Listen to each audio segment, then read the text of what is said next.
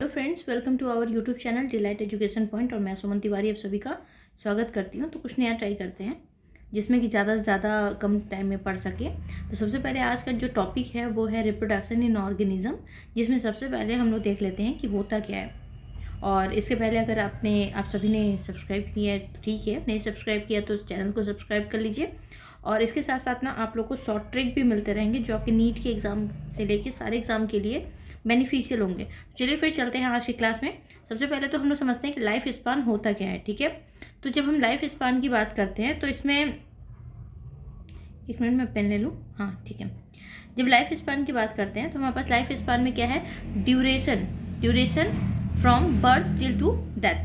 ठीक है, from birth till two death मतलब एक जन्म से लेके जब इंसान एक पैदा होता है उस टाइम से लेके और जब तक कि वो नेचुरल डेथ मर नहीं जाता तब तक के टाइम को हम लोग क्या कहते हैं, लाइफ स्पान।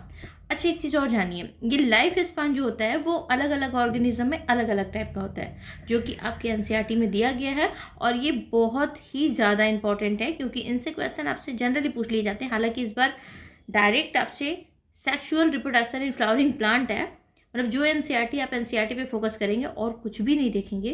क्योंकि एनसीईआरटी अगर तैयार है तो आपका मतलब नीट या फिर कोई भी एग्ज़ाम टीचिंग का दे रहे हैं, टीचिंग का पीजीटी टीजीटी कुछ भी हो वो सभी निकलेंगे अगर आपका एनसीईआरटी प्रॉपर तैयार है तो। ठीक है, तो चलते हैं हम लोग। हालांकि ये तो थोड़ा बहुत मैं बता रही हूँ क्योंकि आपको जनरल नॉलेज होना चाहिए। रिप्रोडक्शन इन ऑर्गेनिज्म में एसेक्सुअल का आपकी बुक में सेक्सुअल रिप्रोडक्शन से स्टार्ट है, तो उसके पहले थोड़ा सा जान लेते हैं कि एसेक्सुअल होता क्या है। ठीक, और टीचिंग जो दे रहा है टीचिंग एग्ज़ाम के लिए उनके लिए बहुत ज़रूरी है, तो उनके लिए बहुत अच्छा हो जाएगा। ठीक, आगे चलते हैं। आगे है देखिए, इसमें life span is divided into mainly 3 parts. कितने पार्ट में? 3 पार्ट में। कौन कौन सा? एक तो देखिए, एक आपका जुवेनाइल फेज है, ठीक, दूसरा रिप्रोडक्टिव फेज है और तीसरा सेंसेड फेज है, जिसको हम लोग क्या कहते हैं, जुवेनाइल फेज को वेजिटेटिव फेज भी कहते हैं। क्यों? क्योंकि इसमें डिफरेंट ड्यूरेशन होते हैं। ठीक है, इसमें डिफरेंट ड्यूरेशन होते हैं डिफरेंट ऑर्गेनिज्म में। ऐसा नहीं है कि अगर एक ऑर्गेनिज्म में एक जुवेनाइल स्टेज है तो दूसरे वाले में भी दूसरा ही चलेगा। इसमें डेवलपमेंट स्टार्ट होता है। ठीक है, तो डेवलपमेंट के लिए क्या क्या रिक्वायरमेंट चाहिए, बहुत सारी चीज़ें इसमें अभी बननी शुरू होती हैं। ठीक है, आगे चलते हैं रिप्रोडक्टिव फेज में, जिसको हम लोग मेच्योरिटी फेज भी कहते हैं।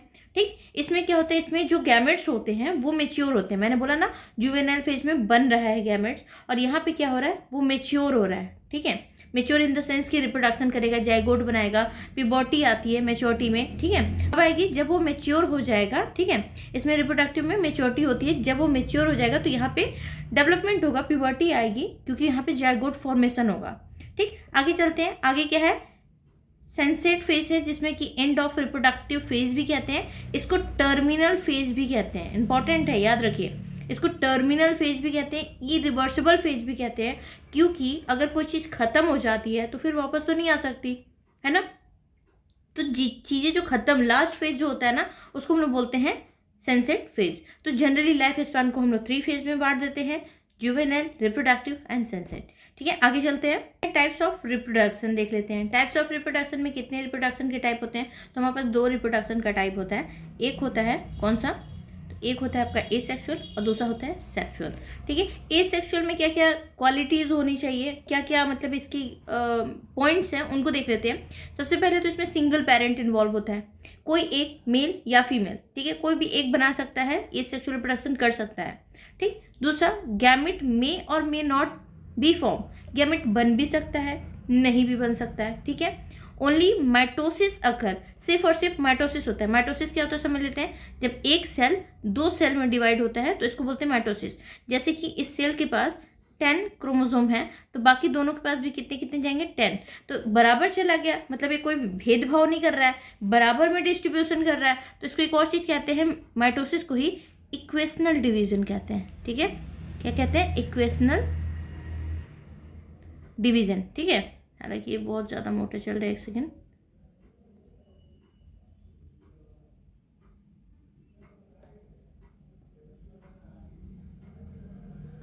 इक्वेशनल डिवीजन कहते हैं। ठीक है, तो ये बात याद रखेंगे आप लोग, क्लियर। आगे चलते हैं। इसमें क्या होता है, नो वेरिएशन। जब इक्वेशनल डिवीजन जा रहा है यानी एक क्रोमोसोम दूसरे में जा रहा है, एक ही पेरेंट का जा रहा है, तो जाहिर सी बात है 10 रुपये से 10 रुपये मिल रहा है, तो यहाँ पे कोई वेरिएशन नहीं आया, कुछ नया नहीं बना। यहाँ पे क्या हो गया, आइडेंटिकल, जेनेटिकली आइडेंटिकल कॉपी बनी। ठीक है, आगे देखते हैं क्या क्वालिटी होती है एसेक्सुअल में। तो एसेक्सुअल में ओनली माइटोसिस, मैंने बताया माइटोसिस क्या होता है, माइटोसिस इक्वेशनल डिवीजन होता है, 1 से 2 बनते हैं, बराबर में क्रोमोसोम का डिवाइडेशन होता है। फिर देखते हैं इसमें और भी क्या क्या क्वालिटी हो सकती है, वेरिएशन नहीं मिल रहा है, ठीक, जेनेटिकल आइडेंटिकल बनता है, ऑफस्प्रिंग जो होते हैं वो क्लोन बनाते हैं, ठीक है, क्योंकि यहाँ पे कोई भी फ्यूजन गैमेट का नहीं मिलता है। क्लियर।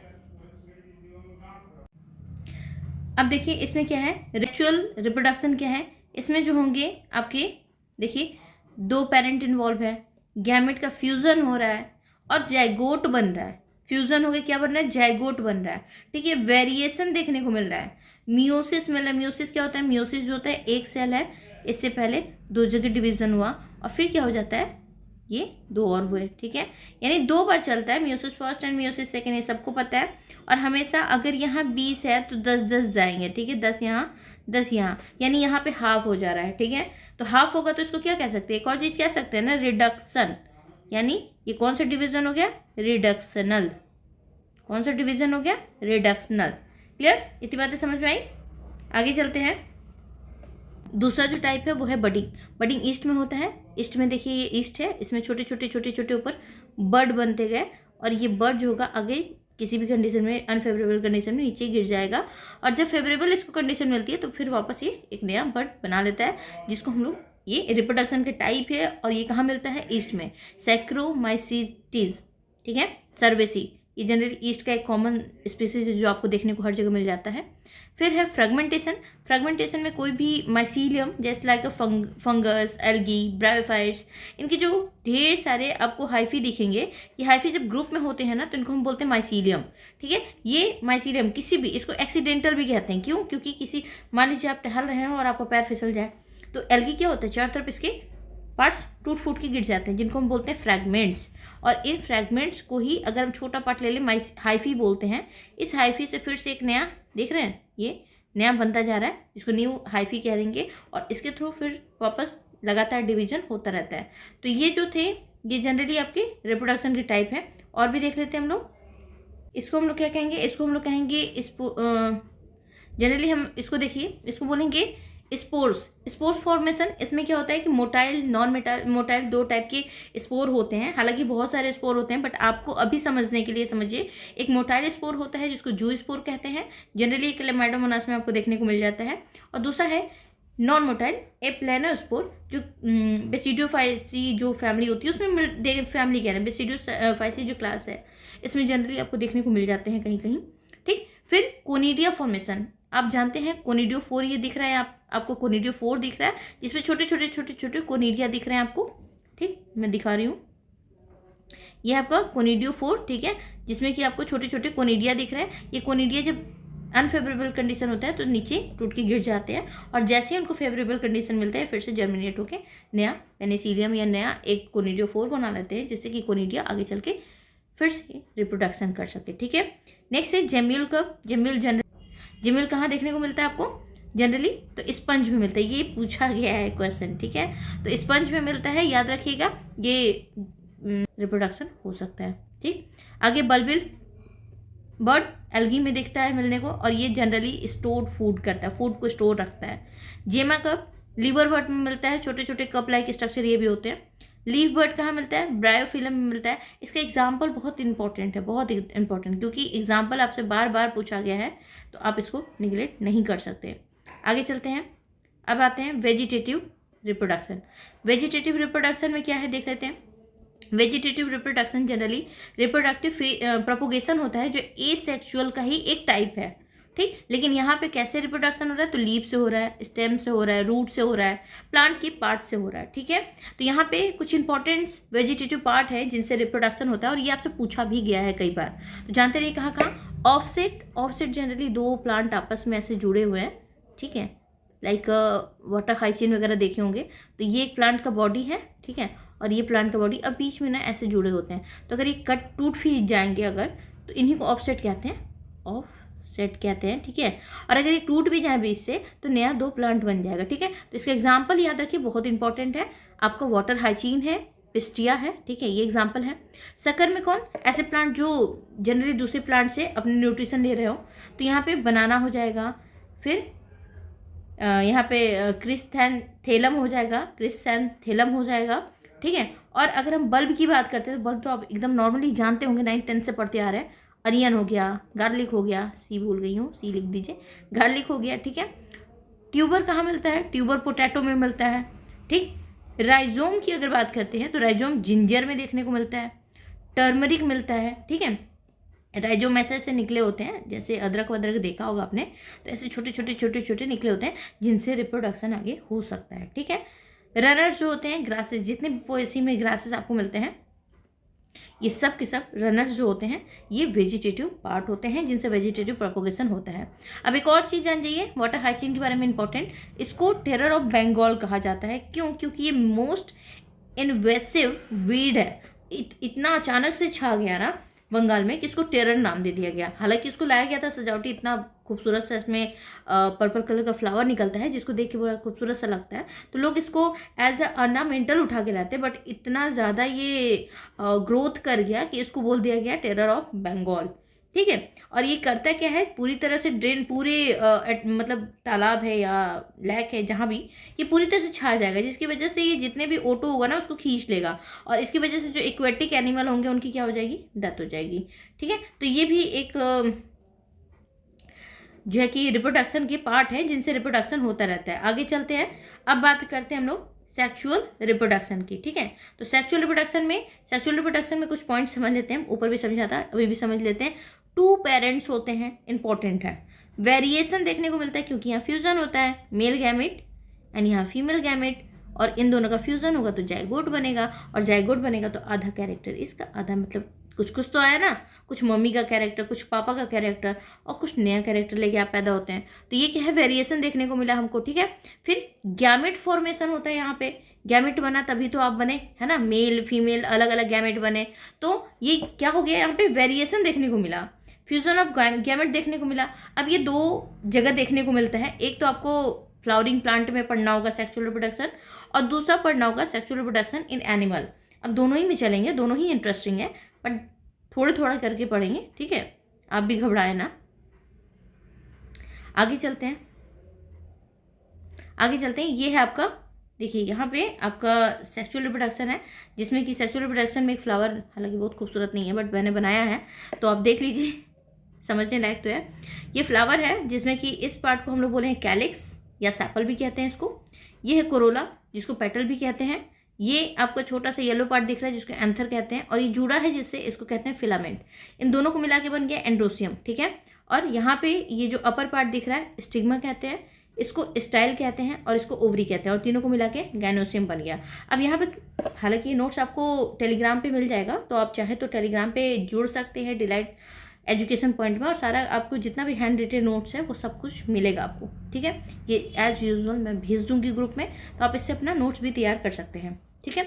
इसको कहते हैं कैलिक्स। कैलिक्स क्या होता है, लीफी होता है, आपको ग्रीन कलर का दिख रहा है ना। तो ये जो कैलिक्स है ना, ये ग्रीन कलर का दिखता है, आपको दिखा रही हूँ, ये यहाँ पे मैंने लिखा भी है, हालांकि मैं बता भी दे रही हूँ यहाँ पे, ठीक है। ये आपको ग्रीन कलर का दिख रहा है। तो जो ये 2 पार्ट होते हैं, एक होता है मोस्ट इसेंशियल, मतलब इसके बिना हो ही नहीं सकता काम। जैसे हमारे पास होता है ना कुछ चीज़ें जो न्यूट्रिएंट्स पड़ते हैं उसमें कुछ बहुत ही ज़रूरी है, और कुछ जो होते हैं उनका ठीक है नहीं भी रहेगा तो चलेगा, ऐसा नहीं है। ये लेस इसेंशियल है बट है, इनका भी काम है, लेकिन मेन जो वर्क है ना सेक्सुअल रिप्रोडक्शन का, यही दोनों करते हैं। यहाँ पे लेस इसेंशियल का मतलब है कम इसेंशियल है, ज़्यादा नहीं है। जैसे कैलिक्सो मैंने बोला लीफी है, ठीक है, क्या है, लीफी, ग्रीन कलर दिख रहा है, ठीक है। और ये क्या काम करता है, तो ये तब तक काम करता है जब तक कि एक फ्लावर, जो एक बर्ड है, बर्ड मतलब यहाँ पे कली होगी, जब तक ये बर्ड ना फ्लावर नहीं बन जाता तब तक उसको क्या करेगा, ढक के रखेगा, प्रोटेक्ट करेगा, ठीक है। बस इसका इतना ही काम है कैलिक्स का। कोरोला का काम क्या है, पेन का कुछ करना होगा, बहुत ज़्यादा मोटा ब्रश चल जा रहा है, चलिए मैं करूँगी इसका भी कुछ नया नया, तो कोशिश कर ही रही हूँ, क्लासेस चलता रहे, ठीक है। आगे चलते हैं, ठीक है। अब देखिए यहाँ पे हमने क्या बोला, कैलिक्स जो है, सेपल जो है वो लीफी है, लीफी स्ट्रक्चर में दिख रहा है आपको। अब चलते हैं हम आगे, डायग्राम आपने अच्छे से देखा, चलिए मैं चलती हूँ, आगे चलती हूँ। हाँ देखिए, अब चलते हैं यहाँ पे। देखिए यहाँ पे पार्ट ऑफ फ्लावर देखते हैं। मैंने बोला कुछ मोस्ट इसेंशियल है, कुछ जो है लेस इसेंशियल है। मोस्ट इसेंशियल का मतलब हो गया जो बहुत ज़्यादा ज़रूरी है, जिनके बिना कोई काम नहीं हो सकता। ठीक है, तो जैसे कि एंड्रोसियम हो गया, गैनोसियम हो गया, कार्पेल है, स्टिग्मा है। ठीक है, यहाँ स्टाइल है और ओवरी है। जो स्टिग्मा है अपर पार्ट है, स्टिकी होता है। कैसा होता है? स्टिकी होता है। क्यों स्टिकी होता है? ताकि पॉलन आके यहाँ पे, पॉलन जो उड़ के आएगा यहाँ पे अटैच हो सके। क्लियर? ये स्टाइल है जो कनेक्टिव है किसके किसके बीच? स्टिग्मा और ओवरी के बीच में। ये एक ट्यूब लाइक स्ट्रक्चर होता है जो क्या पॉलन को वहाँ से नीचे लेके जाएगा। और ओवरी क्या है? एक स्वेलन पार्ट है नीचे साइड, आपने देखा भी था ग्रीन के ऊपर। अभी मैं फिर से डायग्राम दिखा देती हूँ। तो वहाँ पे क्या करेगा? ये साइट ऑफ फर्टिलाइजेशन है। यहाँ पे वो पॉलन को ले गया और वहाँ प्रेजेंट क्या है? एग। ठीक है, तो उस एग से फर्टिलाइज करेगा वहाँ जाके। ये है एंड्रोसियम। एंड्रोसियम काम क्या करेगा? एंथर होता है, फिलामेंट होता है। एंथर राउंड शेप होता है जो ढेर सारे पॉलन को रखा होता है। ठीक है, और थ्रेड लाइक जो स्ट्रक्चर है ये फिलामेंट है, ये उसको अटैच रखता है थैलेमस से। चलिए देख लेते हैं डायग्राम एक बार फिर से, फिर आगे बढ़ेंगे। ये देखिए डायग्राम फिर से देख लीजिए। ये मैंने बताया कि ग्रीन पार्ट होता है लीफी, इसको कैलिक्स कहा मैंने। इसके ऊपर जस्ट ये स्वेलिन वाला पार्ट दिख रहा है, स्वेलिन वाला, इसको मैंने क्या बोला? ओवरी बोला है। ओवरी के अंदर ये देखना है, ये ओव्यूल है। क्या है? ओव्यूल। और ओव्यूल के अंदर जब अभी स्ट्रक्चर पढ़ेंगे आगे हम लोग, तो ओव्यूल के अंदर हमको एग ऑपरेटर्स दिखेंगे, सिनर्जिड दिखेंगे, एंटीपोडल दिखेंगे, और इन सब के बारे में ना डिटेल में पढ़ेंगे हम लोग। ठीक है, तो बिल्कुल अगर क्लास अच्छा लगे ना तो सपोर्ट करिए, तो मैं और भी ज़्यादा वीडियोस ऐसे आपके हैंड रिटेन नोट्स में बना के समझाती जाऊँगी, देती जाऊँगी। और मुझे लगता है इससे ज़्यादा हम लोग को हेल्प मिल पाएगी।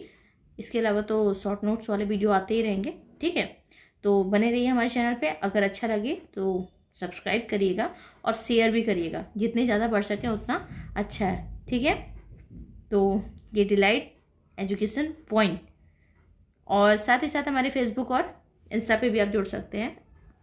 फिलहाल तो आप टेलीग्राम पे जुड़िए ताकि आपको नोट्स वगैरह मिल सकें।